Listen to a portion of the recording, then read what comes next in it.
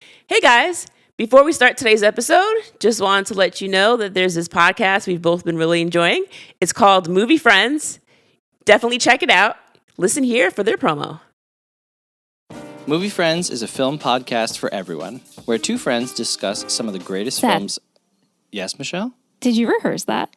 Well, I'm reading it off a script for the commercial. It's really not a commercial, it's a promo, but did you really think a script could describe our show? Words are generally what are used to describe things, No, so yes? No. Our show is fun. It's all about the dynamic between you and me and how you're a movie guy and how I'm definitely not a movie guy. But you are like a movie guy. No, and we talk about movies and we talk about life and cats and we're joking all the time. People listen for that stuff, not the movie stuff.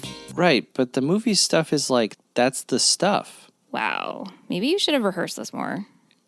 Movie Friends. It's a podcast about film. It's a podcast about friends. Listen and subscribe wherever you get your podcasts and follow on Instagram, Twitter, YouTube, and Patreon at Movie Friends Podcast. We want to be your movie friends.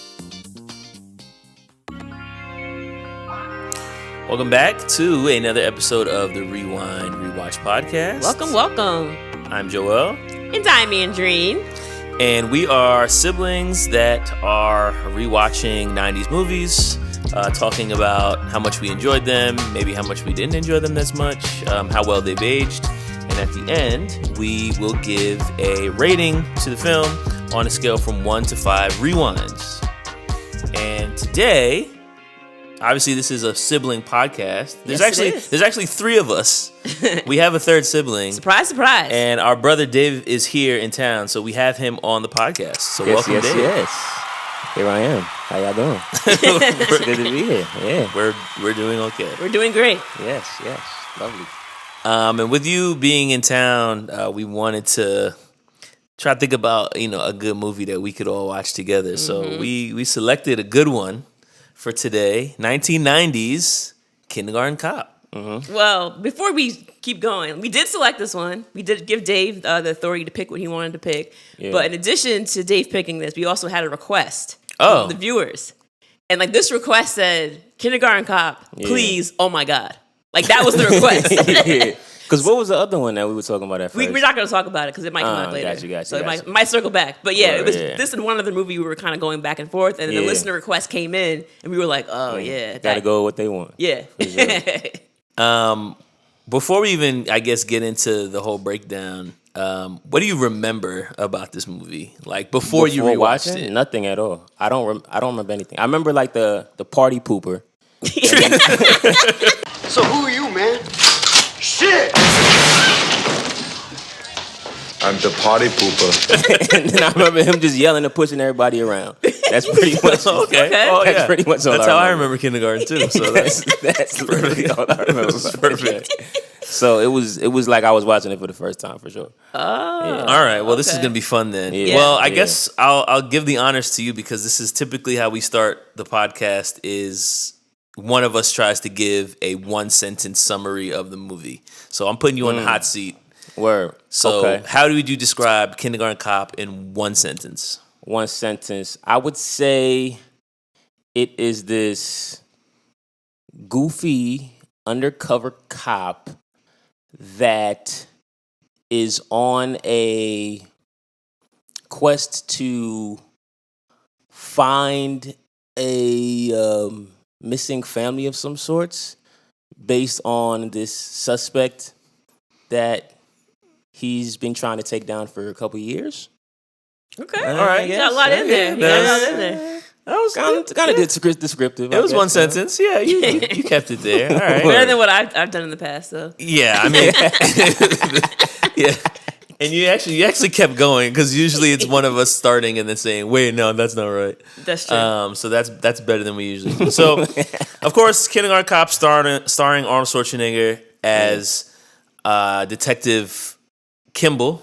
Mm-hmm. What's his name? Yeah. John Kimble. John Kimble. John, that's right. And the only person that really called him John is his partner. Correct. Yeah. And I guess the babe at the school. There's always a babe in these movies. So Arnold Schwarzenegger in a comedic role where he kind of starts as a kind of a tough guy, and then the comedy ensues once he enters the elementary school. And as Dave pointed out, basically there's this guy named Crisp who is a drug dealer. His wife and son have run away from him and allegedly stole $3 million. He's on a hunt to find them. He gets a tip about where they might be. And Arnold and his detective partner basically travel to Oregon to discover who the wife is, to save her before he comes and hurts her and or kidnaps the son. Right. So that's the whole idea of the premise here. Any other standouts? Obviously, Arnold is kind of driving the boat here, but is there anybody else that you noticed as you're watching this movie in terms of the cast? Oh, absolutely. Little girl from Beethoven. I don't know what her name is. Yeah. Sarah Rose Carr is her name. I looked her up, her filmography, and it's mostly all child acting. It doesn't look like she acted at all after she got older. For sure. But she was in Beethoven 1 and 2, and she was also in Kindergarten Cop. Oh, she was adorable and hilarious at the same time. And then who was the flight attendant? That was Angela, right? That was Angela Bassett, Angela Bassett. Great cameo. I never noticed that. I still did not notice that. Are you serious? You didn't notice that? I didn't notice that. She was there for like 10 seconds. Maybe I turned away, but she had a couple lines. I completely. Too. Yeah. Wait, was she the one when O'Hara was getting sick? Mm-hmm. Is your wife okay? Yep. No. Yeah, it's Angela. I gotta go back. I missed it. That's embarrassing. I missed it. But you know who I did catch? Who did you catch? A Seinfeld character. Oh, I don't know if I caught that. Yes. Who'd you catch? George's fiance Susan, who dies in Seinfeld. She played one of the children's moms outside the school. You know what's so funny about that? I'm watching the movie and I'm like, this mom looks mad familiar. And then I was like, I should look her up because she looks like I've seen her in something. And then I just got caught up with the movie and I didn't look her up. Nah, I was like, oh, that's Susan. That's crazy. But yeah, she didn't want to be seen without her makeup on because he's so hot. Yeah. And she turns her back and she's like, you guys are married. You guys can look like slobs, basically. But she was single. But yeah, that was Susan. A couple other folks in this movie that I want to point out. Another one of the moms, her name is Jillian in this movie. I believe she was like the blonde single mom. Yep. Who said that her husband ran away with another man. Yes.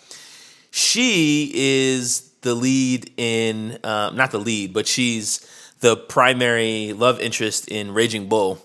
Okay. She plays basically the girl that Jake LaMotta leaves his wife for. And that's based on a true story. So, and the irony is that was actually her first role, which was like a huge movie. Wow. A De Niro Scorsese film. And then she was also in Analyze That.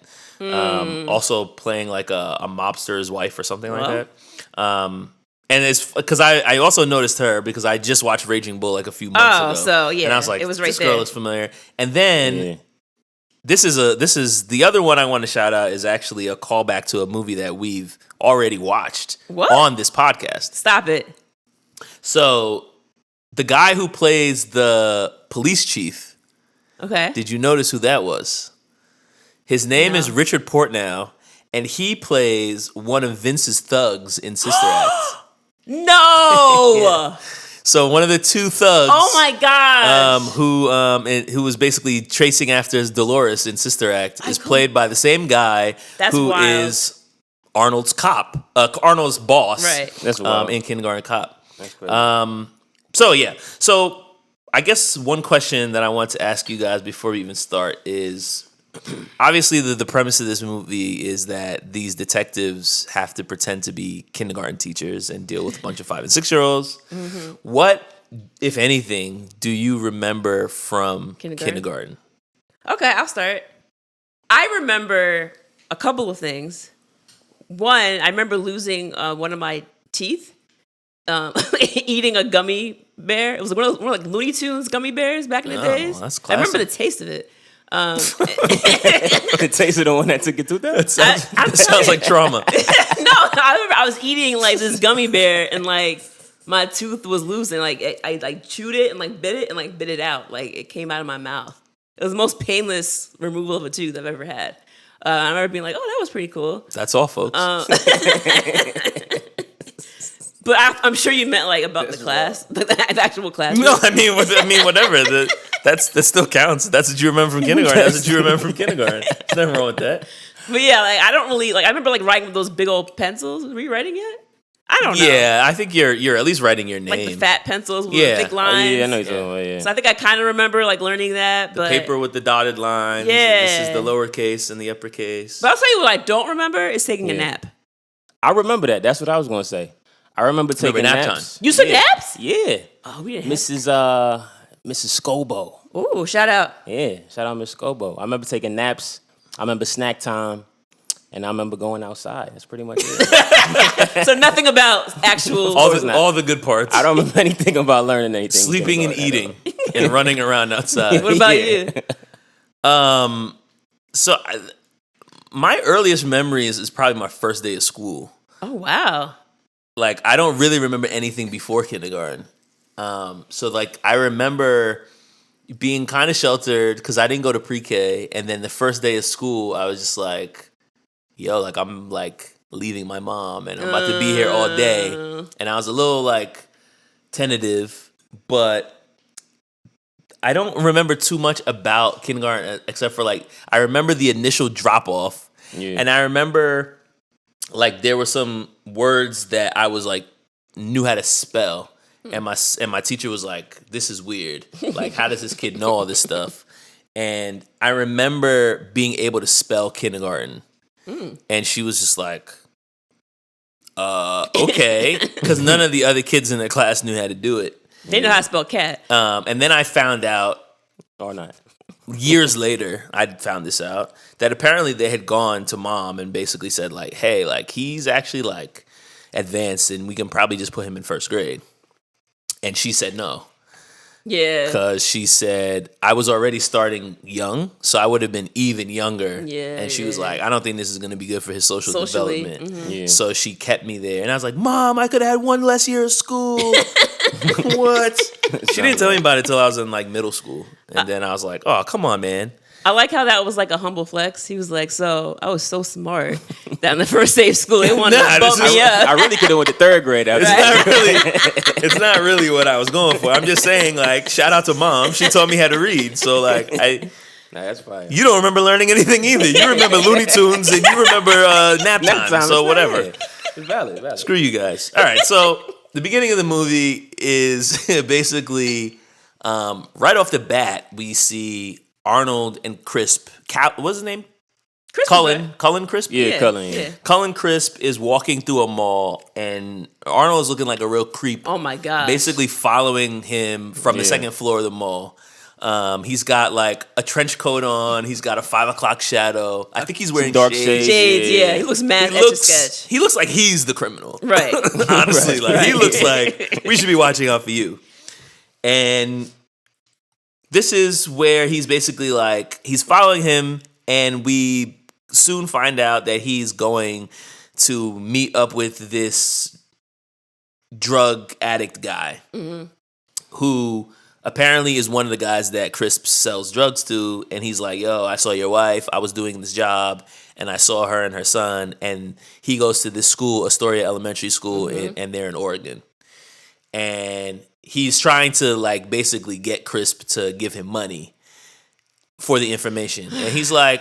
It was so dumb. Like, the way he did it was just because, like, you can't go to somebody and be like, yo, I got information. I need at least $100,000 for it. And he's like, okay, what's the information? He's like, I'll pay you. I'll take care of you. And he's like, okay. But before he even does that, he's like all right, fine, $750. He's like, you're already lowering the offer. He hasn't even said no yet.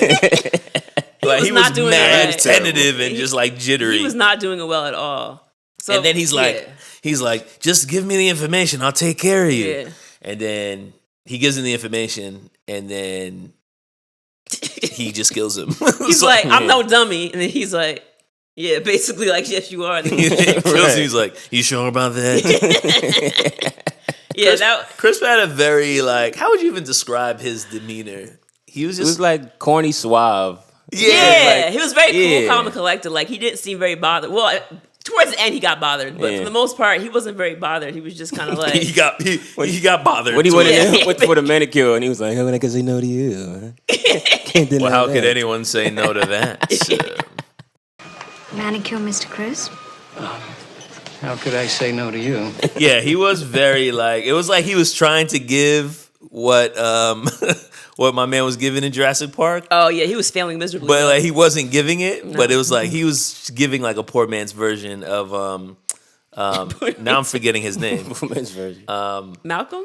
Yeah, Dr. Malcolm. He was like giving a poor man's Dr. Malcolm. So he kills this guy, and by the time Arnold's character, Richard Kimble, or not Richard, John Kimble. John Kimble, Detective Kimble, by the time he finds where this person is, the guy's already dead. Mm-hmm. His friend was there hiding behind a box.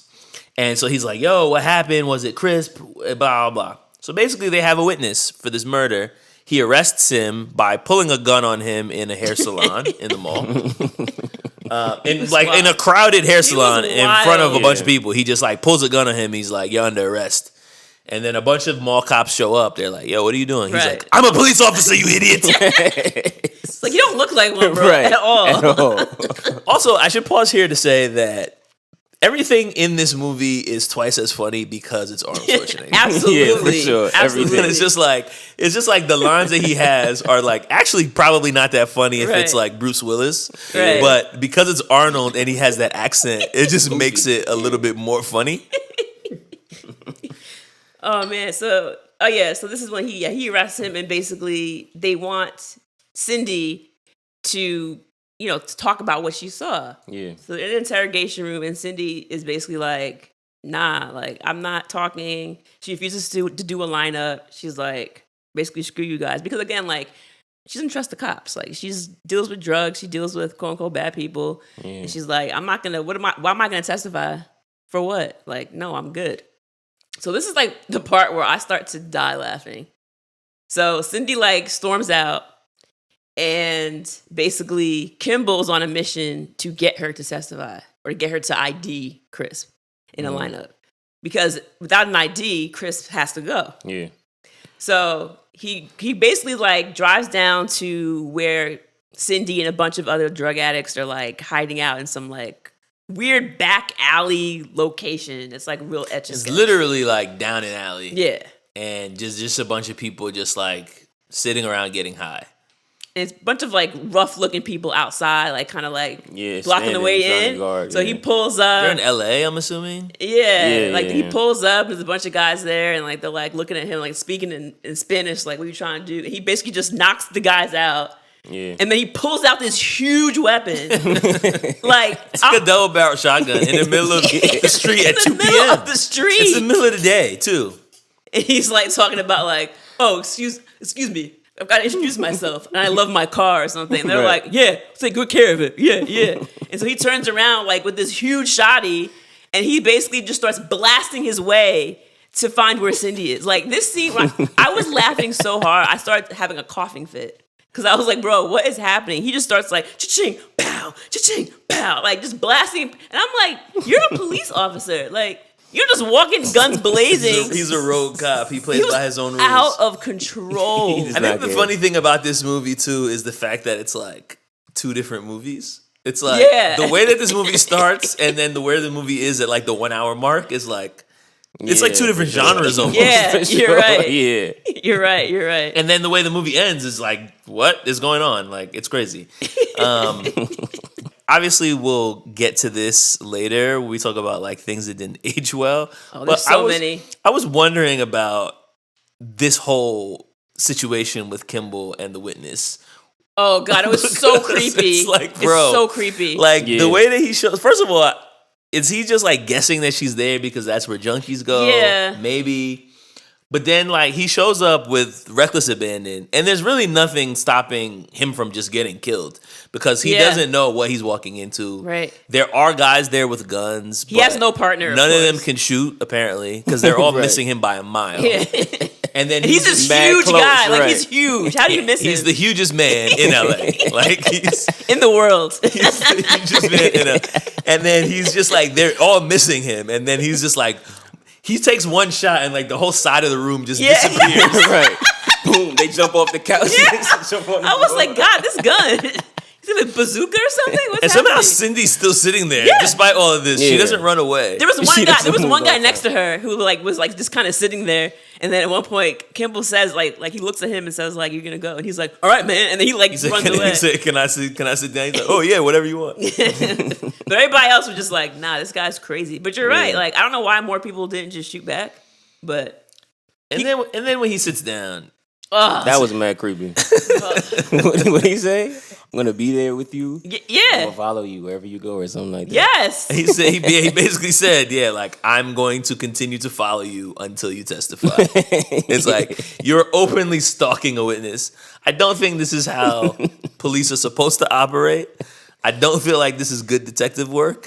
And not just that, it just seemed very like rapey. Like he's like, "Hey," he's like, "Why are you staring me like that?" He's like, "I like you, Cindy. I'm gonna be around you a lot." I was like, "Yeah." It didn't age well. Mad close to her face. Yeah, it was very like, "Are you about to attack me?" Like it just didn't.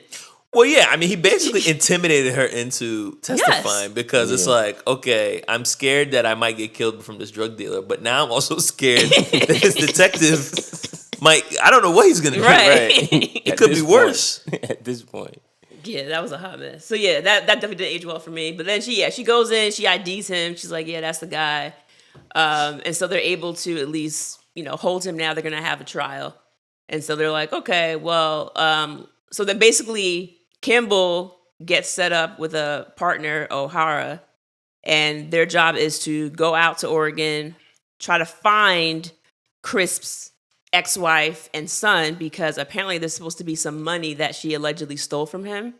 And so they're like, okay, just come back, bring the money, like we can offer you police protection, you can testify against him, so we can lock him up for good. So that's what they're trying to do, is discover her. But of course, she has like a new name, a new identity. She doesn't really know like where she is. They have a very old picture of what she used to look like. Well, they got a big tip though, because the guy who Crisp killed said that the son was going to this specific school. Correct. So that's why they're going undercover at this specific school, because they do the math and they're like, the kid's probably about 5 or 6. He'll be in kindergarten.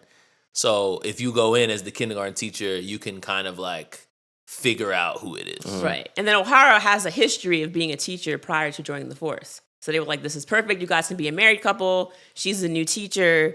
And you guys can do the work from Oregon. So that's kind of where the movie starts. And then they fly out there.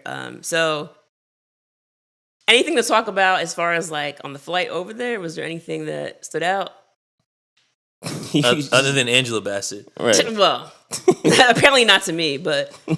Yeah, he was just being an ass to the kids in the back.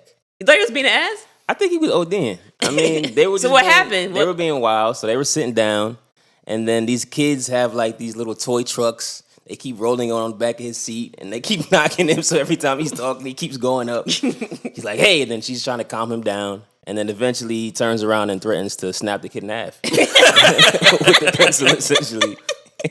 That's basically what happened, yes. Exactly what This is what I'm going to do to you. The kid stopped moving after that. He did, I'll yeah. tell you that much. The scene's mad funny, and it's also like setting up this concept of like, this is a man that does not work well with children, and also really has no tolerance and patience for them. So, of course, Yeah. She gets a stomach virus. Right. She's completely incapacitated. She's like about to die. Like, did you see her? Like, she looked horrendous. She was in bad shape. She was like she could barely talk. Like, she Picked her up when they got to the hotel. He has to carry her into the room. Like, it was. She was vomiting like the entire day. Yeah, she was in bad shape. So then, of course, it's like, well, guess. you have to show up to work today, and you can't. So Kimble's just like, forget it. I'm just gonna go. Mm-hmm. No teaching experience. The fun begins. No idea what he's doing. Shows up to the school. The principal's like, we were expecting Miss O'Hara. Who are you? And he's like, there's been a change of plans. And then she's like, I'm not just gonna let some strange man into my kindergarten class. Right, like, No credentials. Like, I'm no an actual history. principal. Like, this is a real school, bro. Like, and the police department is not telling the school why they're what there. the case is. Yeah. So all she knows is that like, this is an undercover police officer. I can't tell anybody that he's undercover, and they can't tell me why he's undercover.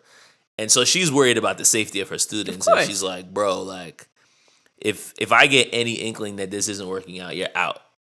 Yeah, so of course he lies to her and says he has teaching experience because what else is he gonna say?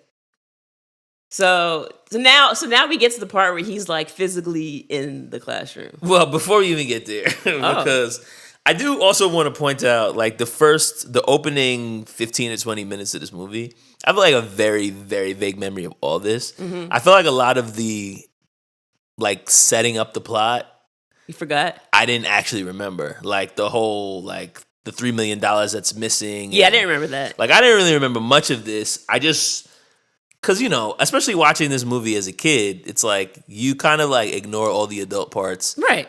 And then you're just like waiting for the funny parts to happen. And so I feel like those are all the parts that like stuck to my memory.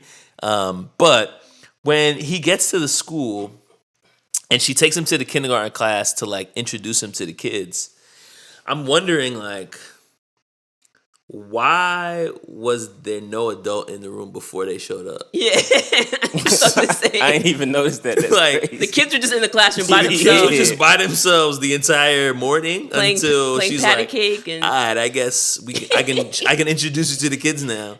And then there's like multiple times throughout this film where he just like leaves them unattended. Yeah. And I'm just like, so does the other female teacher. And her kids are a little bit older, but they're still like... she teaches like 4th grade maybe. They might have been a little younger. But either way, like she stayed walking out and be like, all right, class, like do your thing, and walks out. I'm like, these teachers are never... Susie take over. Yeah, Susie take over. Like, what do you mean take over? So yeah. Do you remember that happening? I feel like that did kind of happen in the 90s. I remember it. I don't know. I feel like there were times leaving? when like the teacher would like walk out and it was just like, you just kind of just like, you'd make jokes or whatever, but it wasn't like we were like running around. Sometimes. Maybe for like a second, like but I don't think it was grade. like they weren't gone that long. Maybe they went to the bathroom. Yeah, like, certainly not in kindergarten. Yeah, No, I'm talking about sure. like 4th, 5th like grade. elementary. Yeah, for sure. That makes sense. I feel like it didn't stand out as much to me when Dominic's mom did it, but when he did it, I'm like, these are babies. Yeah, like, and they can't even go to the bathroom by themselves. Like, let's. Leah literally could not take off her suspenders to go to the bathroom.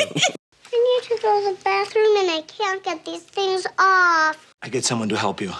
I'll be right back. And apparently Kimble couldn't take it off either because he was having a hard time with the Oshkosh bagage. He didn't know how to take those overalls off. He had to leave and get hurt and say, "Hey, can you help me with this?" I'm like, why does he know how this works? He's never seen overalls before. But if you notice, that girl wore overalls like every day, bro. Oh yeah, that was overalls was like her religion jam. for sure. Is that her religion? Yeah, that was her go-to. That was her true religion. Oh God, There you go. that's terrible. But also, it was like, what if he had unbuttoned them and she's just walking around? Like, the whole thing to me was just very, because she's a little kid, so if he had unbuckled them, she might have just been waddling out the classroom with her pants hanging half off her butt. Well, the good news is everyone in the class knew that boys have a penis and girls have a vagina. Right. So they wouldn't have been surprised by what they saw. Boys have a penis, girls have a vagina. Thanks for the tip. Wait, so They were all very aware. So the little boy that says that same little kid. boy says that. He says it like twice in the movie. He says it first to Mr. Kimble, then he says it again at the end when they meet O'Hara. Yeah. And the second time he says it, he like does this thing where he takes both of his arms and he pumps them up and down in the air. And when I tell you, I died laughing because he was so proud of himself. He was like, I nailed it. I killed. That was hilarious. I killed the kindergarten today. Perfect You should timing. have seen the crowd.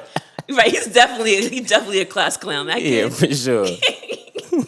Well, if That you was the same kid licking up the doll's skirts, right? No. Oh, that was another That one. was might have been Zach. We gotta talk about that. Might have been Zach. Was that Zach? That was a Zach. Zach's the boy that was being abused by his dad. I know, but was it? No, it was the mom, the mobster mom from. Okay. The mom whose husband left her for a man. Right. Her son was the one looking up skirts, and I gotta talk about that later because that really got under my skin.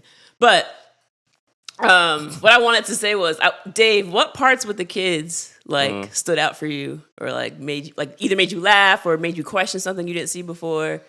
Like what? I mean, I comes to feel mind? like everything. Honestly, that part when he was going around doing the, what was it called? Who's my daddy and what does he do? Yeah. Everybody was going around saying what their dad does. and like the different occupations. Yeah. I don't even remember exactly what it was that they said, but I just remember it's catching me off guard. And then also like for viewers out there, I'm born in 94, so I don't know how old when I actually first saw this, so that's why I don't really remember any of this. Right. But yeah, they were just giving ridiculous answers the entire time. Well, what I noted was the little boy who says, girls have a penis, boys have a vagina. Mm-hmm. I mean, did I say? No, you know, Did I say- that's, well, you need to go back to kindergarten. Because apparently Something didn't click. too busy eating them gummy bears, not paying enough attention during health class. No, so, I believe it's boys that have the penis, and I believe it's the girls. Thanks for the tip. strike that, reverse it. Okay, so the boy who said that, Yeah. during the daddy game, he knows his dad was a gynecologist who looks at vaginas all day yeah, long. I forgot and about I was that. like, oh, that's why he's so invested in Word. that, because Yeah. his dad probably teaches him about anatomy at home. So you have the And penis so- and vagina kid. Yes. You've got the two twins who wear the side ponytails. I call them the what are those? Remember that gum? The Double mint Double mint twins. They were the double Double mint mint twins. twins. Their dad was a real sex machine. Yeah, okay. Well, their mom says their dad's a real sex machine, at least. Not sure why you're telling your kindergarten kids that. Your kids that. Right, Forget kindergarten. Forget kindergarten. I don't want to know that now. You had the one kid, my favorite kid, I know what who you're gonna was say. just completely morbid the Yes. entire time. He just kept talking about death. Oh yeah. I don't remember what his father did, but I do remember like the entire movie he's just making jokes about like, does that mean you're gonna die? Kimble says he has a headache and he's like, it's probably a tumor. And It's not a tumor. it's not a tumor. Not a tumor. And he's just like saying like all this stuff. Like the whole movie he's talking about death. Yeah. Like this kid is just So I actually was listening for that the who is your daddy part, and he just said like his mom hopes his dad dies real soon. oh well. That's where he gets it from. But that's the thing about this movie too, is that it's like kids and their personalities and also the way that they understand and see the world is really just based on the adults around them. Yeah. So it's like, oh, my dad's a gynecologist. This is now what I think is like the funny thing to say in class. Or my mom's always talking about my dad getting killed. So now I think about death all the time. Yeah. And it's just like, yo, the influence Nah, that's real. that, you know, the parents have on the kids is like basically just determines who they end up being when they go to school. Yeah, that's very that's true. real. So the one part that stands out to me, just in the sense of like how kids talk, is when the Oshkosh Bagosh girl, aka Beethoven girl, Beethoven. she's talking about her dad, and it's not so much what her dad does for a living, it's more she's like, and my dad, he has a mustache and a beard. Oh yeah. And my dad, he's getting bald, and like his head is so big that he can't wear any hats. I was like, what? Like when I tell you, I was dying, because it's Nah, that like was hilarious. when kids give you that extra information that you didn't even ask for, but to her it was like, I gotta get this out. And so like even like you could see her little brain working when she was like, and his head is so big. It was like, I'm like, bro, did they script that? yeah, nah, it just for sure. it seemed so much like a Yeah, kid just it felt talking. What real. about the same thing? Yeah. It felt real. Like, I'm like, there's no way. And I feel like that's the genius. I mean, this is my favorite scene of the whole movie. Yeah. Like, who is your daddy and what does he do is Yeah. just like so funny. Yeah. Because it's really just the kids just like being kids. And you have like you have the sex machine, you have the gynecologist, but then you just have like certain kids like Beethoven girl who are just like riffing as 5-year-olds. Yeah, And it's just like, yeah. yo, what is happening? Yeah. It's just Pretty amazing. impressive. It's the Yeah. best. It's really the best. And that's the thing about movies like Kindergarten Cop is like when you have child actors, like we were just talking earlier about Abbott Elementary, and it's like I feel like when you have child actors that are actually like entertaining and funny, it just like adds another dimension to the humor that you don't necessarily get when it's a bunch of adults. So he basically, for lack of a better phrase, just gets his ass handed to him. The first day, yeah. And comes back and he's just like completely exhausted. And I, as a former teacher, am like watching this movie and I'm just like getting PTSD. Like, Yo, I remember this feeling. You low key knew what you were doing. Low key. Right, but maybe I'm the lowest of keys, but you knew what you were doing. Your first day as a first year teacher, you're like trash. And so you're just like trying to survive. And I just remember seeing him like falling in the bed when he got home. And then even like the second or third day when he's sitting in the classroom and he just like looks completely defeated. And Dominic comes in the classroom and is like, yo, you're like doing an awful job. Yeah. My other teacher, she's better than you. And my gym teacher, they're better than you. My T-ball coach. My T-ball coach. And my swim coach. And my mom's a and my teacher, mom. and she's better than you too. And then he's like, "There's no anybody who's not better than me." And he's like, "I don't know that many people." I was like, "Bruh." Nah, yeah. I mean, like, yo, it's like you really, and you be like really feeling bad because it's like, yo, I really am this depressed over a bunch of like 6-year-olds. Like, how did they get to me this much? Because here's the thing, like, first of all, he left the classroom, right? And he comes back, and there's like 30 kids with one teacher, which I think is like a lot. Yeah. There should be like a teacher's aide or something in there, I would think. But one thing that kind less laughs, though. Well, so. I guess that's true. One thing that kind of I was puzzled by was, so like he's gone for like, I don't know, maybe a minute. He comes back. There's paints all over the blackboard. They're like, one kid's pulling his friend in a wagon. They're like throwing things, yelling things. And apparently there's like... They're dumping flour. There's flour, yeah. And I was like, why are there bags of flour in the kindergarten class? For the home ec portion of your kindergarten lesson. No. For the part when you make the kids bake bread. No. You didn't do that in kindergarten? No. I didn't have one of those. Remember those old like easy bake ovens? Yeah, we didn't do that in kindergarten class. Why did they? Why was there flour? I don't know. I didn't think about and that classroom that was mad big. They had like an upstairs. Remember they had a ladder in the back. Yeah, on the top joint. That's a rich neighborhood. That's a lit kindergarten joint. That's a rich neighborhood. That school was nice. That school was very nice. And so he leaves to go get his ferret because he's like, this is really the only thing I could think of because I don't know what to do with these kids. And it works. It gets him to the end of the day. Yeah. But like he still is bad the next day and the next day after that. And basically he gets like this tip from his partner. Mm-hmm. He's like, yo, these kids are eating me alive. And she's like, bro, like, you can't let them see you sweat. If they see that you're scared, they're going to run all over you because they're going to be like, oh, my teacher's trash. Exactly. You got to treat it like how you would treat any other detective situation. You got to go in there like you're fearless. Yep. And you got to show no mercy.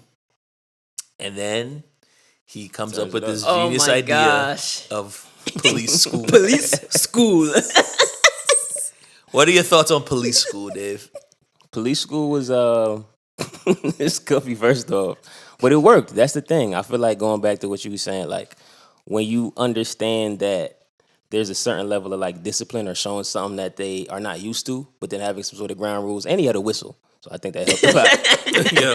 The whistle definitely was clutch. Yeah, that whistle reminded me of the Von Trapps from Sound of Music. Sound of Music. He would whistle for the kids to fall in line, and that's what it reminded me of. It was very, yeah. That joke was But hilarious. yeah, the whistle, they were just like, what? Yeah, basically, he starts to essentially train the kids like they're at boot camp. So Police school. So it's like when I blow the whistle, you run over and then you grab a toy. And then like it's like one whistle meant like grab a toy, two whistles meant bring the toy, bring it back to the carpet. Put it back. To the carpet. So he's doing these drills with the kids. Bring it to the carpet. Bring it to the carpet. So Beethoven girls over there. Police school, man. Beethoven's girls over there with her princess, she got a doll and she's just like, dancing la, around. La, la, la. And he's like, come on, bring it to the carpet. And she's like, I'm not a policeman, I'm a princess. And he goes over there and he's like, to the carpet. Like he yells at her. And then she's like, I'm not a policeman, I'm a princess. And then and then he yells again. And then she's like, all right. And then she eventually goes over there. But the fact that his discipline entailed of him yelling at 6-year-olds, yelling at them, screaming at them, and blowing a whistle as if they're in some sort of naval boot camp or something. That's not even the worst part for me, though. Oh, like, not the shut up part? Oh, God. Yeah. Shut up. He got That's when he went to get the ferret. He went to get the ferret because he was spazzing. And they all started to cry because they're like, Bro, like we're four He and said, five. no, don't cry, no. What are you no. This day's getting worse and worse. First of all, you're towering over all of us. And you got to think, like, with small kids, that's why teachers tend to sit down or kneel down because you want to get eye level. Yeah. He's already taller than most adults. He's already the biggest nigga in LA. So he's huge. He's huge, yelling at these kids, and they're like, they start to cry. Right. And so when he comes back that next day when he's talking like the police school, and now he's like trying to take control. He's showing no fear. Yeah. He's like berating the kids. He's like, you guys are weak. You're soft. You're made of mush, basically. And he's like, no more, running to your mommies. And he's like, no more, Mr. Kimble, I have to go to the bathroom. There is no bathroom. I was like, there is no bathroom, dog. The kids were like, oh. You gotta lay down the law. You think this is a bunch of games? That you can go to the bathroom in kindergarten? Nah, come on, dog. It's over for that. You keep your little overalls on. I don't know how to take it off anyway. So guess what? You're not going. That's it. You kids are soft. You lack discipline. Well, I've got news for you. You're mine now. You belong to me. You're not gonna have your mommy stand behind you anymore and wipe your little tushes. Oh, no. It's time now to turn this mush into muscles. No more complaining. No more Mr. Kimble have to go to the bathroom. Nothing. There is no bathroom. So he's doing all these things, and it's like on the one side we're watching the movie and they're showing him. It's like, oh, he's the fire drills, right? Mm-hmm. He learns how to do those. They have they line up properly. They have someone who's on the front of the line. Someone gets the ferret out. They have the order. And yes, on the one side, it's like he's finally taking control of the class and he's finally getting into it and they're having fun. But I'm like, I started paying attention to all the different scenes, and I'm like, what exactly is he teaching them? Because if you pay attention, I thought the same thing actually. It's like they're going to the jungle gym, they're playing on seesaws, they're doing sit-ups. Mm-hmm. Yeah, 35 sit-ups. They're rope climbing. Mm-hmm. And I'm like, but when are they actually learning anything? So police school is basically him just becoming a PE teacher. It's basically the entire kindergarten class was basically just PE all day. They didn't do their ABCs. And then he would just give them milk and read them a book. And go E-I-E-I-O. He had no sombrero on his head and the guitar. He had a straw hat. And on this farm he had a cow. Yeah, that's crazy. I was like, they didn't learn anything. That's crazy. I ain't even peeped. So that's why I was like, what? There was no instruction at all. It was really just about maintaining order. That's all you can be concerned with. We don't really get a good idea of also how much time has passed. Is this 2 weeks? Is this 2 months? But what we do know is that he has maintained some order in the classroom. Mm-hmm. He's basically done this whole drill sergeant bit. And the kids are into it. They've got a class pet. And they're having fun. Right. And the principal's impressed.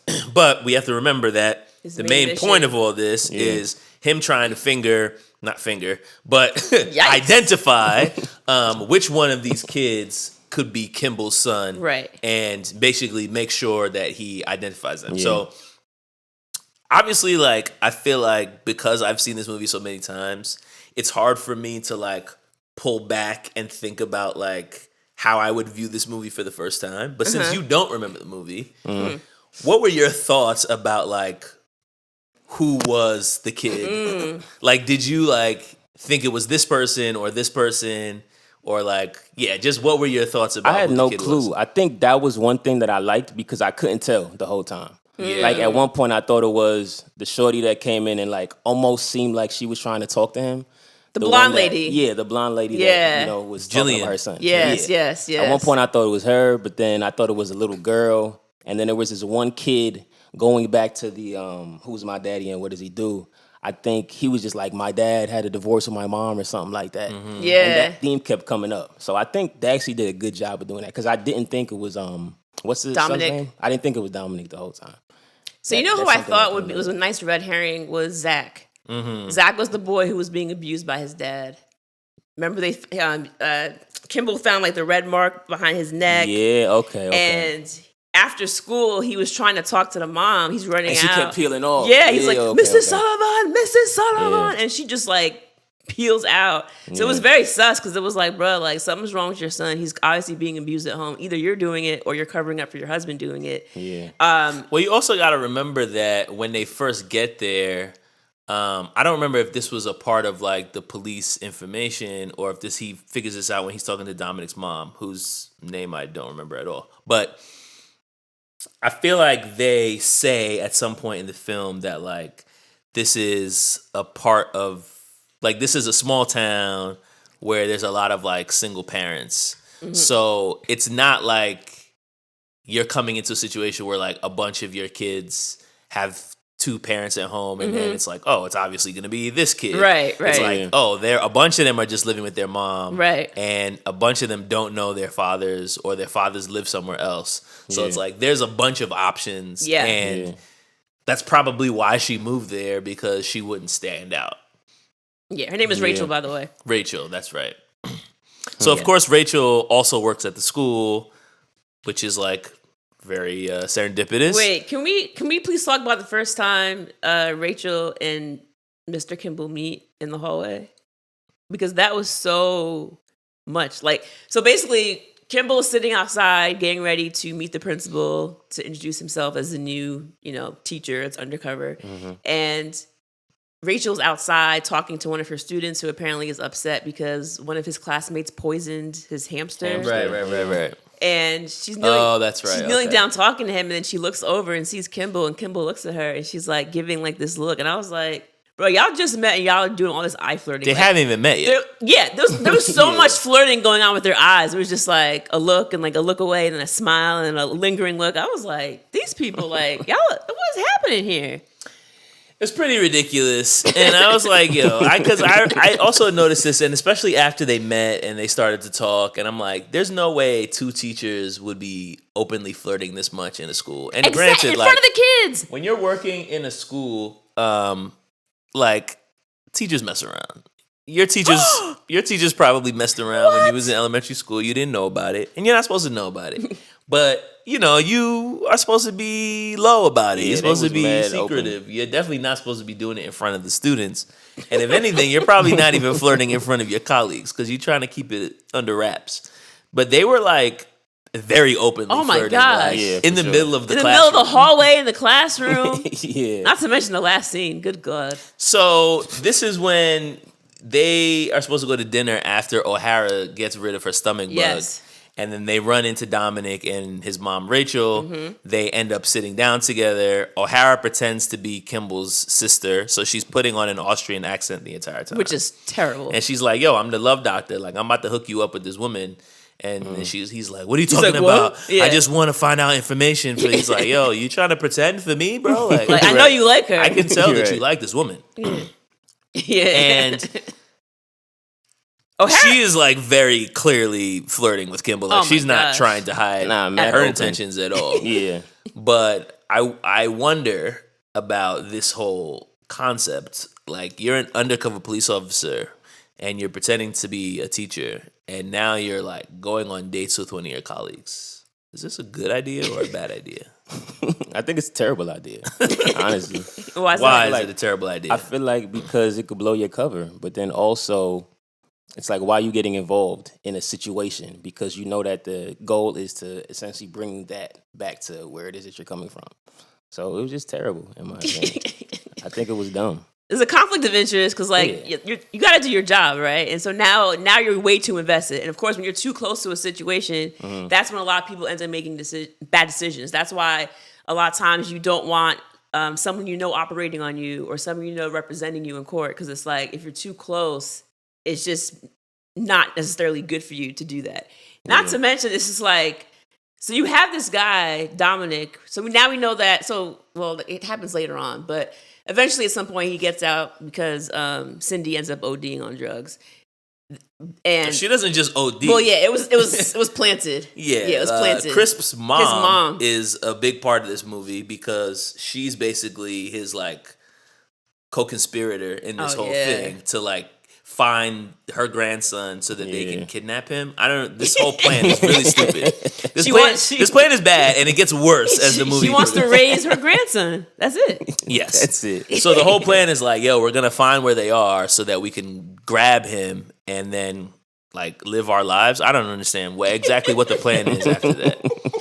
So she's like, yo, he's like, Mom, you know what to do. So Mom's like, I know what to do. Mm-hmm. So she basically spikes the drugs. Cindy takes it. She ODs. She dies. And now they don't have a case. So once this happens, it's like, yo, Crisp is out of jail. You know he's going to come to Oregon. Like, he's going to come to try to find. So we got to get out of here. And at this point, it's a wrap for this whole, like, charade. Mm-hmm. And O'Hara's like, yo, Crisp is probably on his way here right now. Like, if you really think... At this point, Kimble is saying, like, yo, I really think it's Dominic and Rachel. Yeah. He doesn't have any hard evidence, but he's been, like, seeing this woman, and she mentions that she had a guy that she left because he was bad news, and he's like, yo, this sounds like Crisp. So now he's like, yo, if you think it's them, like, you're going to have to, like... You need to tell her. You're going to have to, like, basically tell her, like, because the police chief is basically saying, you guys got to find that $3 million because if you don't have the $3 million, we can't help her. So they're like, yo, I got to tell you the truth. I'm actually a cop. This is not my sister. She's actually my partner. And actually, we know about Crisp. And he's coming. And then... How does she respond? She gets tight. She is super tight. Yeah, she gets mad. Doesn't she hit him or something? I mean, yeah, basically, it's get away from me. She pushes him off her. She grabs Dominic and she gets in the car and speeds away like she's Mrs. Sullivan. Right. And I mean, do you understand why she was upset, or do you think she was ODing? Like, I think it was a lot. I think she was upset of. First off, what's going on? I feel like she also was starting to feel him. So then she was like, oh, you lied to me this whole time. And I thought, whatever, she probably thinks he was putting on. Right. And then she also probably didn't want him to know about the situation of what was really happening behind the scenes with her guy. You know what I mean? And also, so she says to them, like, there is no money. And that was a big part. She was like, Crisp said there was money so that his goons would basically come after me. But she's like, just wants the boy. She's like, he just wants to grab Dominic. Like, there is no money. He's just chasing after me. But my thing is like, so I'm watching this and it's like, okay, so eventually, like, so then they have this scene where Kimble goes to the house in the middle of the night and Rachel's losing her mind because she can't find Dominic. Dominic's not in the house anywhere, and she's like, I don't know what's going on. And But it's the same day though, because they were at the carnival, right? For like Memorial Day, I guess. And he tells her, and then she basically like grabs her son and peels off. Right. And he's like, yo, we're trying to help you. But then when he goes to the house, it's like pitch nighttime. black, So I'm like, what were they doing the entire, like, why didn't he go to her house right immediately? Like, he just went to go get dinner first and then was like, all right, I'll circle back. Like, he should have just... I have no idea. Like, what was the gap of time? That was very bizarre to me. And also, like, how she lost track of her son. Because, like, think about it. If I think my estranged, crazy, criminal, killer ex-husband is coming to steal my child... My eyes I mean, honestly, like, bags be damned. I'm just going to grab my child and, like, get my money and my passport and go. You know what I mean? Like, I'm not going to go home and, like... She was, like, packing suitcases, like, let's just... Pack my suitcase. Let's just and go. How did he sneak out the house? That's what I'm saying. Like, bro, it's two of you. What's going on? Right. What are you doing? And your husband is trying to kidnap him. So why are your eyes not on Dominic at all times? Like, let's just go. Well, I also had another, like, wondering as I was watching that entire situation, because O'Hara's like, yo, I looked into their background. There's no offshore accounts. There's no trace that they have money. Right. And actually, when I look at her statements, she actually makes less than us, which is, like, pretty pathetic. And so what I'm wondering is, like, she left LA with no money. She skipped town to be with her son. And she's basically making a teacher salary in 1990. But she's a huge house. Oh, yeah. Nah, facts. Like, the house is huge. And there's only two people living there. They're in Oregon. Maybe their houses are cheap out there. How cheap are the houses? I don't know. Maybe they're cheap. Because she's making like a very low salary. Yeah. And she's a single parent. And there's only 2 of them living there. House, so like, why is the cheap. house so big? But in a lot of 90s... Because to me, that was like, oh, she used the stolen money to buy the house. Yeah. But then when I found out there was no stolen money, I'm like, oh, this house actually doesn't make any sense. Yeah, it didn't at all. But if I think back to a lot of 90s movies, they have these big houses. Like, if you think about, like, the family homes are typically, like, really nice. Unless it's, like, supposed to be, like, they're in a hood. They generally are nice homes. Nah, that joint was better than nice. Like, I feel like this is completely not related to this at all, but it's 90s related. Mm-hmm. So, like, my husband and I were rewatching Moesha, and it's a terrible rewatch. Oof. It's a lot of things did not age well. There's a lot of, like, fat jokes, a lot of, like... Oh, yeah. Just did not age well at all. But all that to say, like, there's scenes where, like, she's, like, making comments about, like where they live is not very, quote-unquote, nice area, but their home is pretty nice. Yeah. It's like, y'all don't live in the hood. No. Like, your house is pretty nice, but it's supposed to be like, oh, they can't afford this. Her parents could only give her this type of car. Oh, I remember that. And I was like, bro, like, there's no way Brandy is poor. Like, do you see where she lives? Wild. So that's why I feel like it's just kind of a 90s thing to have these nice homes. Like, it's like, oh, like, it's part just of, for like... the set design. Yeah, it's part of, like, the B-roll. You show this home, and then, like, you go in, and then it's like, oh, let's do the scene. But I don't even think they really think about what it means in relation to the character. Think that was a thought for real. I don't think they do. But to your point, like, you're basically... The whole idea of you being on the run is for what? To run. Protect your son. Yeah, to run. So it's like, I moved to Oregon to protect my son. I grabbed him from the carnival so we could leave to protect my son. And then you get home and you lose your son. Right. And I have no idea where I he was is. Packing my bag and then I turned around. Like, bro, you should have been, first of all, you should have been in his room right. helping him pack first. And then you grab whatever little things you need while he's standing here next to you. Like, you live in a huge home too. Right. Like, could have showed up to your house, and then what? That's what I'm saying. Not to mention the fact that I feel like the house was like almost pitch black. Do you remember this? I feel like he got inside and she's running through. I can't find Dominic. There's no lights and it's like there's no lights on. So I'm like, the light on the room that she was. Yeah, I was like, it's completely pitch black in there. Of course you can't find Dominic. No sense. And then she says to him, like, the last thing he says was something about how he wants to protect us from the bad people. And I'm like, you didn't think to ask what that meant, or like? She's like, okay, baby, finish packing. Unconcerned. I was like, what? Nah, so basically, he ends up like leaving the home and he climbs this tall tower. It's like an antenna tower. Yeah. So earlier, when Kimble went over for dinner on a date with his mom, where they ended up making out, he tells Kimble that something about like the foil. He has the lasers. The laser is supposed to protect them against the bad people that's supposed to get them. Yeah, I'm not sure where that idea came from. I was waiting for somewhere in the movie for them to explain where this laser idea came, and they never did. He's a kid. He just makes stuff up. Yeah, he just thought lasers would protect them. So he ends up climbing this tall tower, and as he's up there trying to put the lasers up, he like slips, and somehow, I think it's like a camera that's like hanging out the back of his backpack, and it kind of like latches on the back of the ladder. So he's hanging basically with his back up against the tower. His hands are free. He can't really grab onto anything.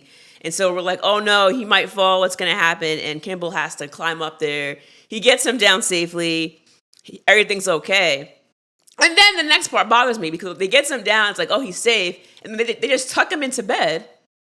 And then Kimble and the wife end up having this moment where he apologizes. He tells her that he has this 13-year-old son who he doesn't see because his ex-wife got remarried and doesn't allow him to see the kid. And then she feels bad for him. And it's like, oh, I don't want to lose Dominic and I don't want to lose you. And then they make out. And I'm like, again, Crisp is looking for you. I just couldn't understand why there was no sense of urgency. Nah, the whole thing was like, it was like, yo, I need to leave. I'm so scared. And then he was like, but then if you leave, like, how am I going to see you again? And then she was like, all right. And then she just stayed. And then they just went to work the next morning. Yeah, that's crazy. I didn't even think about that. I was like, why am I still here? Which was very odd to me. So I was like, oh, so he knows you're at the school. Because they want to keep playing kissy face, they're not going to run away from the drug dealer ex-husband. They're going to stay. Yeah. And he basically says to her at school the next day, he's like, don't worry about it. We'll be right here across the hall. You'll be safe. And it's like, so you're just going to continue to work at the school until Crisp grabs him? Wait it out. pretty much. At this It didn't really make a lot of sense. I will say Dominic is a very brave kid for climbing that antenna by himself. Man. Because I would not have been doing that at 5 or 6 years old. For sure. There's I wouldn't do that way. now. I know. Exactly. Exactly. I wouldn't do it crazy. now. So then the next day, they're like, okay, we really got to like be careful now because Crisp's on his way. So their genius plan to be careful is let's have my partner O'Hara come to the class and tell the kids don't talk to strangers. Oh yeah, that was the whole plan. Right. It's like that's how we're gonna keep the kids safe. We're gonna have a guest speaker tell the kids don't talk to strangers. Never, ever, ever, ever, ever, ever, ever, never talk to strangers. What was odd about this is when she shows up as Miss O'Hara, she's just talking regularly, and she's already met Dominic and pretended to be Mr. Kimble's sister. I didn't even realize that. So I'm like, so this kid didn't notice that her accent's just gone, and she's no longer. And her name is different. completely different person. And he's just like, okay, like seems legit. I've never met this woman before. They had a whole dinner together. He made a comment about how he liked their accents. Yeah. Like, oh, they talk funny. I like it. And then she shows up and she's just talking regularly. And then it's just like, all right. He doesn't question it. He's not like, yo, Mr. Kimble, isn't that your sister? Like, what happened to her accent? Like, nothing. That's true. I mean, this kid is especially smart because He's a smart kid too. Because after the second day of police school, where basically Mr. Kimble gets kids under control, and like the kids are like finally happy and they're having a good time. He looks over at Dominic, and Dominic gives him the A-OK. He's like, good job. And so it's like this kid knows what's going on. He's like, oh, this is a good teacher. And then of course, later on, his dad tries to bamboozle him, and he's like, bruh. Like, basically, his dad ends up, we'll just keep going. Basically, his dad ends up coming to the school. Yeah. And he knows, he basically comes in, he pretends to be a father who's moving to the area. His wife is supposed to be back home selling the house. And so he says, my wife asked me to look into possible schools while I'm in town. So as he's there, of course, they walk by. They see the kindergarten classroom. He sees Kimble. He turns his back because he's like, Kimble can't see me. But now he knows where Dominic is, exactly what classroom he's in. And so he ends up starting a fire in one of I think it's a library. Yeah. He grabs some paper. He has lighter fluid so it can spread quickly. He lights a flame and starts a fire to evacuate the school. So in the mayhem that ensues, he can then grab Dominic and get out. So as this happens, of course, you have a plan to line up the kids and everybody get out. But of course, as soon as they get into the hallway, it's smoke and fire. There's smoke, there's fire, there's water coming down. So the kids are scared. Even the older kids are running by, pushing people. The kids are getting messed up in the line. He ends up walking in and snatching up Dominic, and the kids are like, stranger, stranger, because they just learned the lesson 5 minutes ago. Never, ever, ever talk to strangers. Never. But the kids and dogs are okay. And so they point, and that's when Kimble knows, like, oh, like, Chris has Dominic. He goes to chase him. And so Chris ends up taking Dominic in a room, and he talks to him, and he starts to yell. And he says, no, I'm a fireman.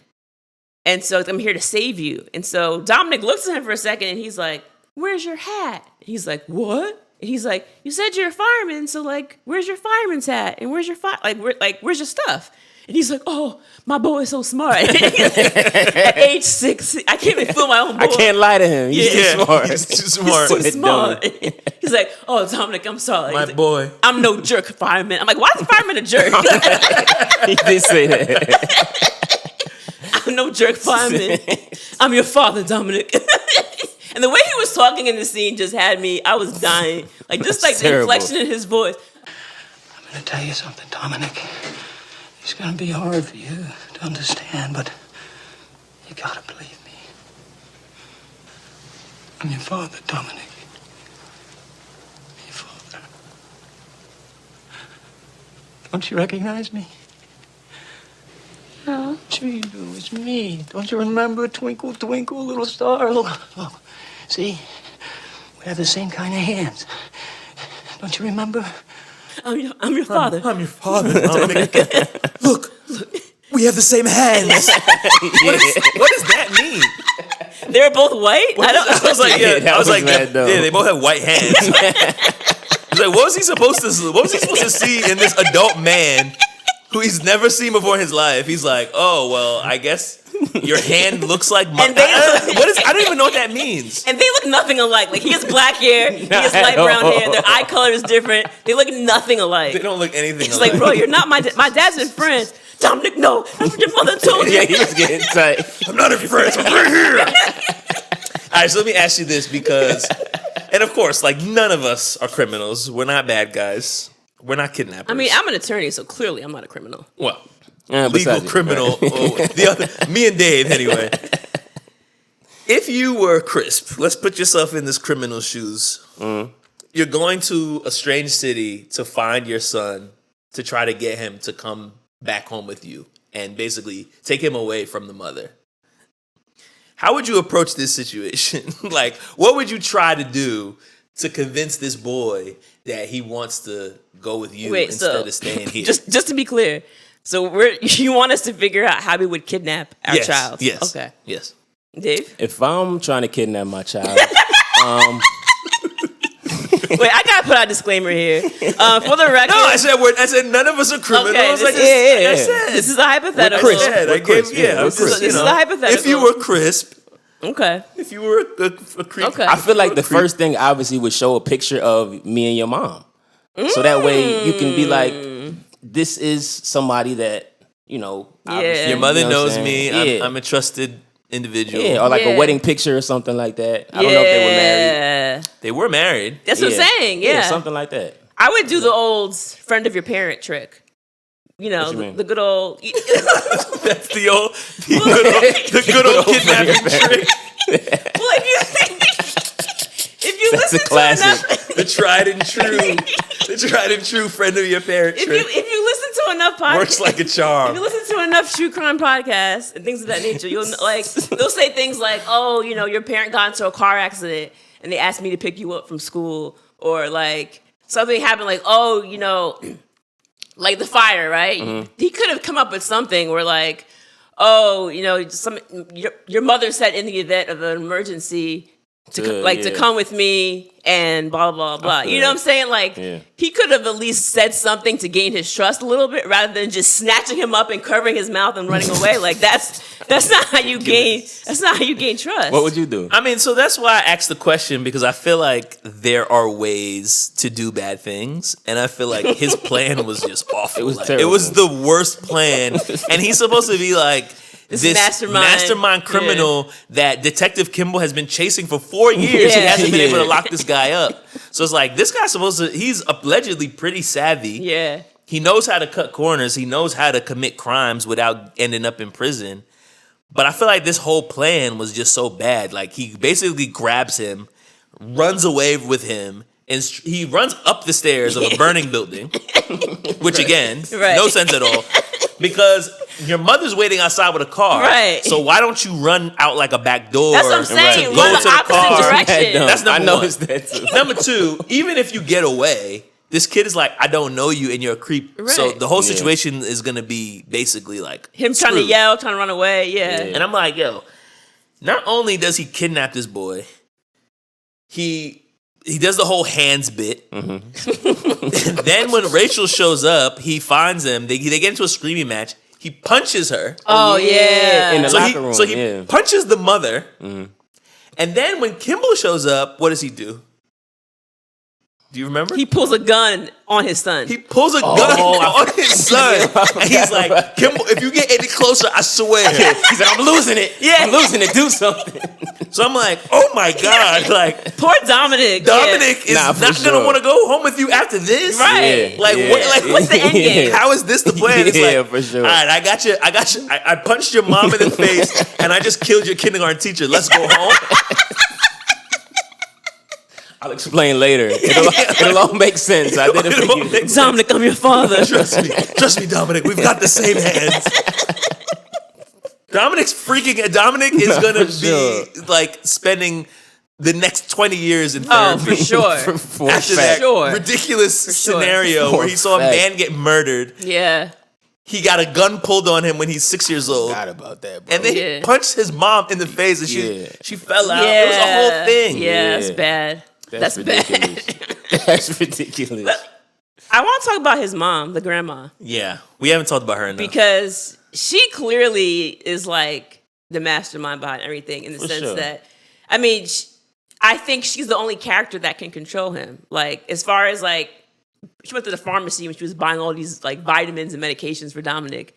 And he's like, Mom, like, why are you buying all these things? And she's like, it's to keep him healthy. And he's like, well, when I was a kid, using all this stuff down my throat, nothing was wrong with me. And she's like, well, that's the point. Nothing was wrong with you because I gave you all these medications. Yeah. And that's when he says the whole, now how could I argue with that bit? And I mean, like, even when he comes into the car, he's like, yeah, I found Dominic. And she like opens her purse and pulls out a gun and gives him the gun. It was her gun. So it's like she's the one like in the car ready to be the lookout and also the getaway driver. And then of course when O'Hara, well, you missed the most important part when she passed him the gun. He comes in the car. With a cigar? He's smoking. Yeah. He's smoking a cigar. Oh, yeah. She's like, "Put that cigar out. It's unhealthy for kids." And then she hands him a gun. So he could walk into an elementary school and kidnap the boy, but put the cigar out. For sure, yeah. I mean, but lung cancer is really no joke. So I mean, there's no guess laughing matter. So I understand. I understand that. But then, so then O'Hara, so basically the fire happens, everyone's starting to evacuate, and Rachel realizes that her son Dominic is missing. And she's like, where's Dominic? Where's Dominic? And O'Hara's like, Kimble's inside when he's trying to find him. So that's when like Rachel slips into the front. O'Hara's trying to run around to get in. When she tries to get in, like the firemen are like, bro, there's a fire, you can't come in here. And she's like, I'm a cop. And he's like, I mean, that's great, but if I need my ticket fixed or something, I'll call you, sweetheart. Like, there's a fire, you can't come in here. So she ends up like running around on another side of the building and she tries to get in. And as she's not really paying attention, this is when Crisp's mother is behind the car and she sees this and she's like, oh, a cop. And she runs up and like runs O'Hara over. And then as O'Hara gets knocked down, of course, she loses the gun. And the grandma now bends down, gets the gun, and now she's about to enter the school. So we know she's somewhere in there trying to cover Chris' tracks and make sure that the job gets done and she gets her grandson.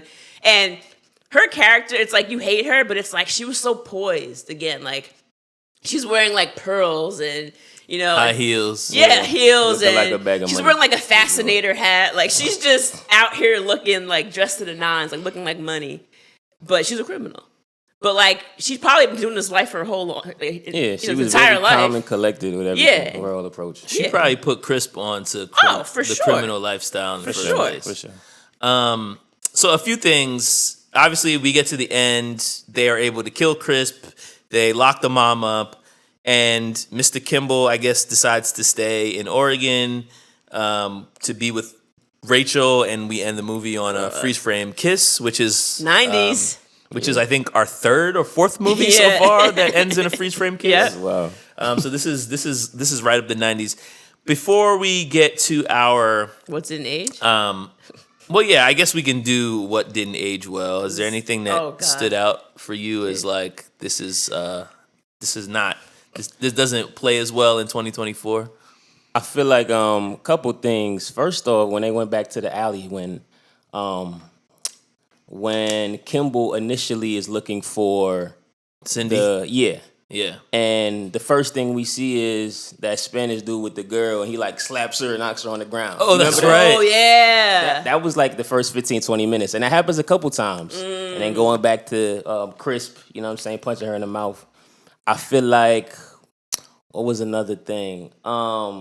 Them being like, oh, he must be gay because he's a kindergarten teacher. Yeah. When Kimble first comes to the school and then girls are talking about him. Yeah. It's like, I see whatever. And then he comes up and is like, oh, whatever. Hopefully he's not gay. Like, he's hot. It's like, oh, God. Yeah. I mean, a bunch of single moms and, Arnold shows up. Schwarzenegger. Anything else I agree with that too, though. That the gay thing, I was like, all right. But I have one that was like really glaring for me. What was it? So Joel kind of touched on it. So we have Sylvester. Sylvester is the kid who is looking under the girl skirts. Not great. So remember that he walks out and the girl's just standing on top of the table and he's peeking his head under each individual girl's skirt. Yeah. And again, this is what little boys would do. Like this was the whole thing. That for sure. There were some things where like people would like drop mirrors on the floor so that when girls stepped up they could see. I mean, it's been going on. And so basically, Sylvester's mom comes to see Kimble after school to express some concerns about her son. And she says, his father is not in his life. And I noticed that Sylvester's been obsessed with dolls lately, and this is a little weird.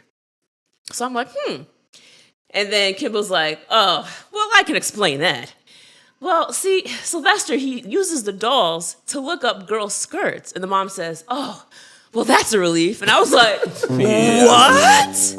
Yeah. Because in her mind, her son being gay was worse than her son looking up girls' skirts. Yeah. I was like, bro, that would taking the clothes off of the dolls. That would never fly today. I was like, bro, that's crazy. For sure. Another part was when the Who is your daddy and what does he do? There's a part where one of the students there is a little girl and she only speaks Spanish. And so she goes up there and she's just like speaking in Spanish and no one knows what she's saying. And as she talks, every time she talks, they just laugh because like, oh, she speaks Spanish. Ha! And I'm like, there's no ESL for her. There's no like, she's just speaking Spanish. Not and in like, 1990. And they're just laughing at everything that she says. It's like, it's kind of xenophobic. It's like, oh, she's Hispanic and she doesn't know. It was very like, I don't really like that. But those are the two that stood out. And also you mentioned, the gay teacher, of course, the pervy thing with Cindy. Yeah. And of course, like making out in a classroom with your kids is just they're kindergartners. Woo! Well, that's 90s. Yeah, that's 90s. The woo is a 90s. Like you need that. But yeah, I feel like the Sylvester thing with his mom, I was like, bruh, I was like, whoa. Well, another thing, I guess, is it's not really something that didn't age well because it is very 90s, but I noticed that at one point in the movie, they are all doing the Pledge of Allegiance. Oh, yeah. And I was like, oh, man, I remember about that. Yeah. I remember that being a thing every morning that we did in school, and like that's crazy. That definitely doesn't happen anymore. No. And it's like mad creepy. It's kind of culty. It's like, why are we doing this? It's like, I pledge my allegiance to the USA. You have to put your hand over your heart and you'll say it every morning. Yeah. It's very like that's wild. 1940s Germany. Right, like, I don't love the Pledge of Allegiance. I'm glad we're not doing that in schools anymore. Yeah. What about themes? What do you think is the main theme that you're supposed to take away from this movie? Pondering. I'll start. Yeah. So I think when I think about this movie, so at the very beginning, we see, and it's almost kind of bringing me back to Jurassic Park when I talked about one of the themes in that one. Because Kimble's character at the beginning, he does not really like interacting with people. Not even just kids, people in general. Yeah, he has no hobbies. He has no hobbies. He does not do partners. Like Joel said in the first scene, he's this scruffy looking. He looks like a criminal himself. Yeah. As a police officer, and he's just no games, like down to business. Like here's my shotty. Like I shoot first, ask questions second, kind of cop, right? And as he starts interacting with the children, like a softer side of him comes out. And he's able to talk to the kids on a different level. He's able to be observant enough to notice that, Zach is being abused by his dad. And so he's like, what's going on over there?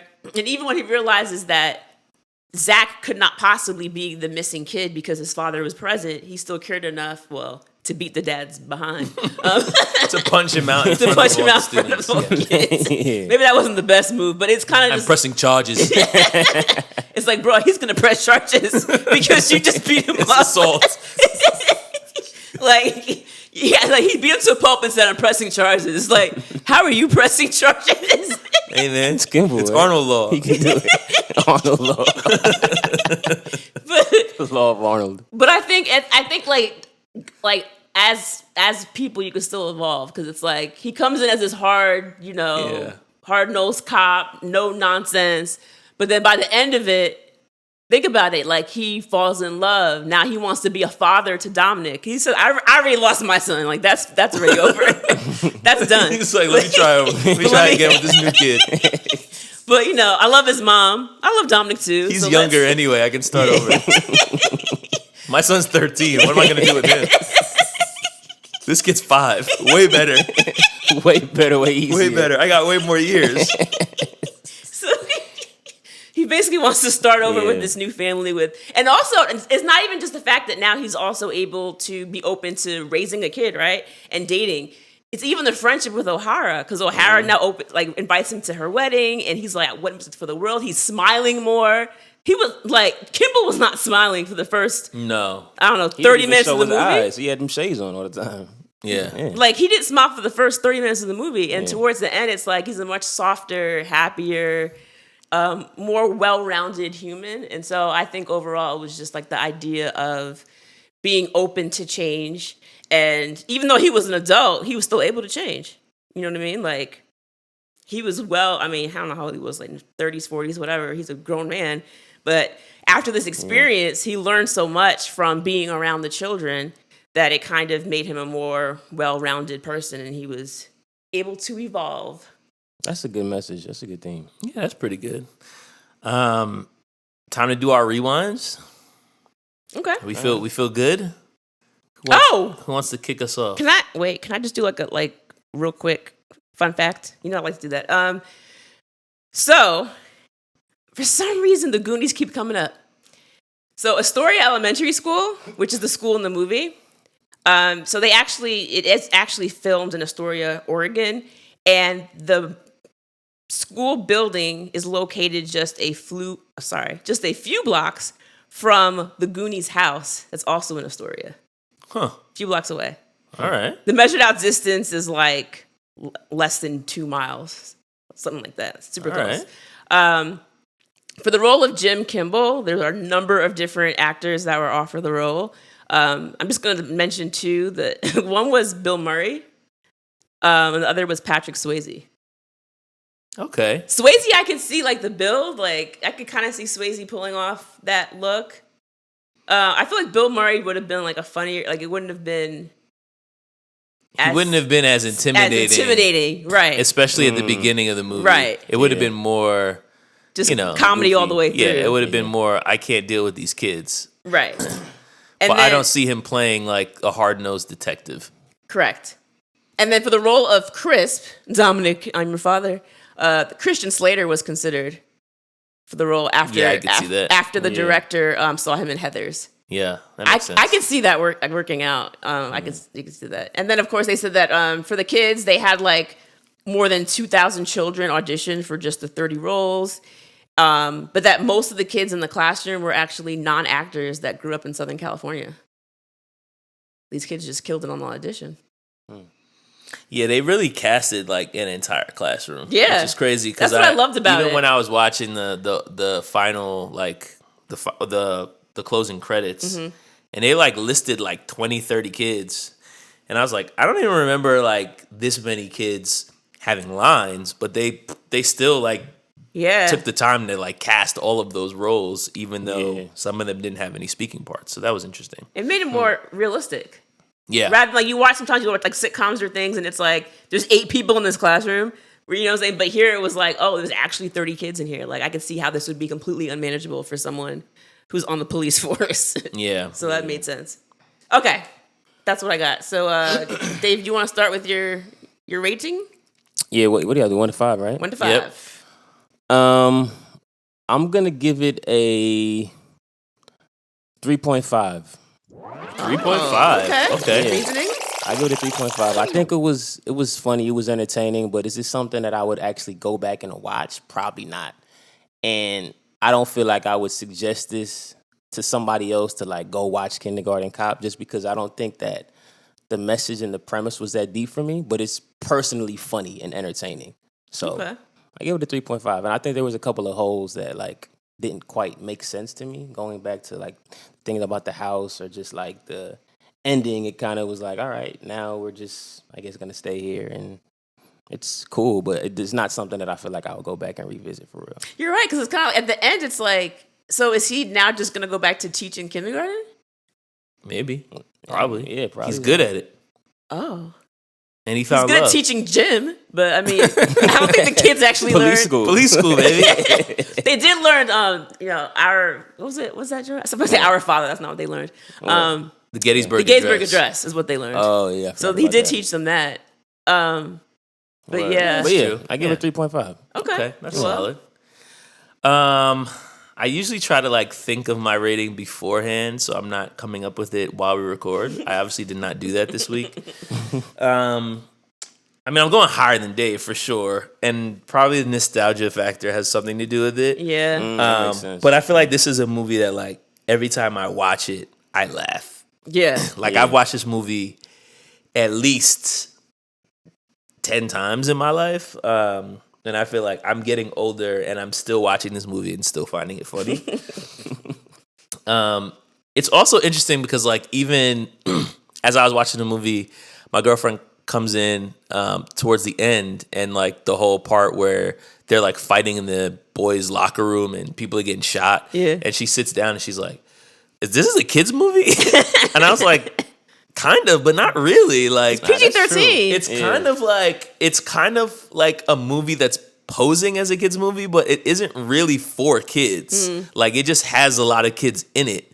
But like the premise is like this hardened drug dealer who's trying to kidnap his kid, and they're like planting, and they murder. They're planting drugs and shooting people. Like it's not really. It's not the Little Rascals. Like it's not a kid's movie. Yeah. So I'm like, oh yeah, this is interesting because I never really thought about it that way. But anyway, I'm stalling a little bit, but I feel like I would probably give it a 4. Okay. And I'm struggling between 4 and 4.5. Because like I said, like I feel like it has really high replay value for me. There's definitely things in it that don't age well, to Dave's point, but I feel like it's entertaining enough. It's probably a little on the longer side.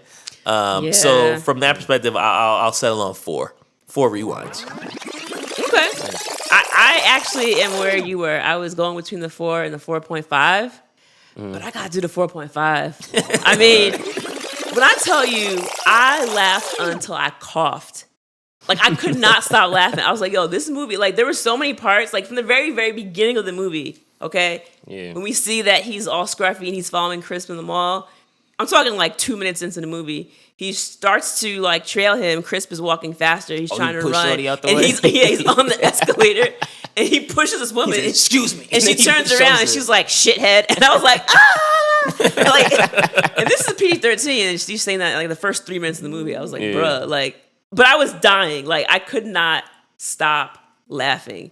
So, and then even like talking about the very end, like, yes, it's ridiculous. Yes, he picks up Rachel and starts spinning her around the classroom. So there's like a multiple. There's like 3 things wrong. They're gonna do it. So yeah, they're gonna do it. There's the woo factor.